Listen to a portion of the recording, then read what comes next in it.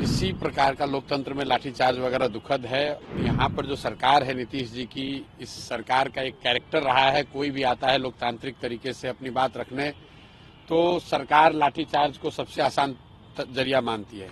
जो पूरा हल्ला हंगामा हुआ वो नॉर्मलाइजेशन को लेकर हुआ है और मुझे लगता है कि इसके लिए सरकार का दोष इतना ही है कि उन्होंने समय रहते लिखित में उसको क्लियर नहीं किया। सरकार की लापरवाही की वजह से ये सारी परेशानी हुई, क्योंकि सरकार को वो करना ही नहीं था। सरकार अभी क्लैरिफाई कर चुकी है कि हमें नॉर्मलाइज नहीं करना था। सरकार की जो कार्यशैली है, किसी बात को समय रहते क्लियर न करना, कोई आ गया डिमांड करने तो उस पर लाठीचार्ज करना या उससे बातचीत न करना, तो दुखद है, नहीं होना चाहिए। देखिए, पहले तो किसी प्रकार का लोकतंत्र में लाठीचार्ज वगैरह दुखद है, लेकिन यहाँ पर जो सरकार है नीतीश जी की, इस सरकार का एक कैरेक्टर रहा है, कोई भी आता है लोकतांत्रिक तरीके से अपनी बात रखने तो सरकार लाठीचार्ज को सबसे आसान जरिया मानती है।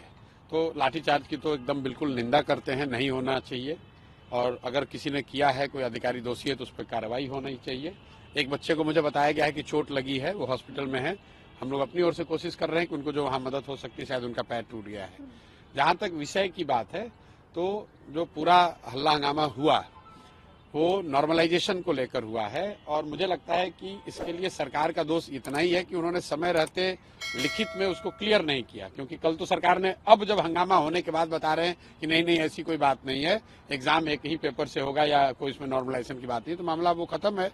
तो ये दिखाता है कि सरकार की लापरवाही की वजह से ये सारी परेशानी हुई, क्योंकि सरकार को वो करना ही नहीं था। सरकार अभी क्लैरिफाई कर चुकी है कि हमें नॉर्मलाइज नहीं करना था, नहीं करना है, एग्जाम एक ही शिफ्ट में होगा, एक ही क्वेश्चन पेपर होगा, तो एज सच कोई मामला नहीं है। लेकिन कल जो बात हुई वो सरकार की जो कार्यशैली है, किसी बात को समय रहते क्लियर न करना, कोई आ गया डिमांड करने तो उस पर लाठीचार्ज करना या उससे बातचीत न करना, तो दुखद है, नहीं होना चाहिए। लेकिन दो मांगे हैं अभ्यर्थी की, एक मांग तो थी सर्वर को वापस से आप प्रयोग नहीं, देखिए वो सर्वर की मांग नहीं है। अभ्यर्थियों की, कुछ अभ्यर्थियों की शायद, जहाँ मुझे मेरी जो समझ बनी है कि वो ये चाहते हैं कि फॉर्म भरने के लिए डेट को और एक्सटेंड किया जाए। सरकार का ऐसा कहना है कि पहले ही एक बार डेट एक्सटेंड किया जा चुका है 20-22 दिनों के लिए। तो मुझे लग रहा है कि ज्यादातर लोगों को चूंकि एक बार अवसर दे दिया गया है तो फिर से अब उसका डेट एक्सटेंड करना नहीं करना वो सरकार का निर्णय है। कि सरकार करे तो कोई दिक्कत नहीं है, लेकिन अगर किसी वजह से सरकार नहीं करना चाह रही है, क्योंकि लॉजिस्टिकली कई चीजें चेंज करनी पड़ेंगी, तो वो कोई बहुत बड़ी बात नहीं है। विद्यार्थियों पर या समाज के किसी वर्ग के बात पर, प्रोटेस्ट पर, उनके लोकतांत्रिक अधिकार पर लाठीचार्ज कराना वो एक तरह से गलत है। और ये हुआ इसलिए कि सरकार ने समय रहते हुए अपनी स्थिति को उन्होंने क्लैरिफाई नहीं किया। अगर उन्होंने क्लैरिफाई कर दिया होता तो बच्चे यहाँ जमा नहीं होते, ये लाठीचार्ज जैसी कोई गलत काम हुआ नहीं होता। ममता बनर्जी ने कहा है कि अगर कांग्रेस नहीं लीड कर सकती है तो टीएमसी की जो लीडर है ममता बनर्जी, वो इंडिया ब्लॉक को लीड करेंगी। भाई, ममता जी सीनियर लीडर हैं, वो इंडिया कोalition वाले लीडर वाले जाने कि कौन लीड करेगा कौन नहीं करेगा, हम उस पर क्या टिप्पणी कर सकते हैं। कोई भी जो गठबंधन है, कोई गठबंधन या कोई कोalition है, ये उनका इंटरनल मामला है कि वो उसको कौन लीड करेगा।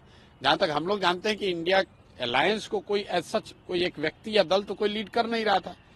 अभी जब पिछले 1.5-2 बरस से जब से इंडिया अलायंस बना है, उसमें कोई एक व्यक्ति को नियुक्त नहीं किया गया है कि कोई संयोजक के तौर पे। आप लोग तो देखा, नीतीश कुमार उस गठबंधन में थे, संयोजक बनने गए थे, लोगों ने इनको बनाया नहीं तो बेचारे रूठ के फिर वापस चले आए।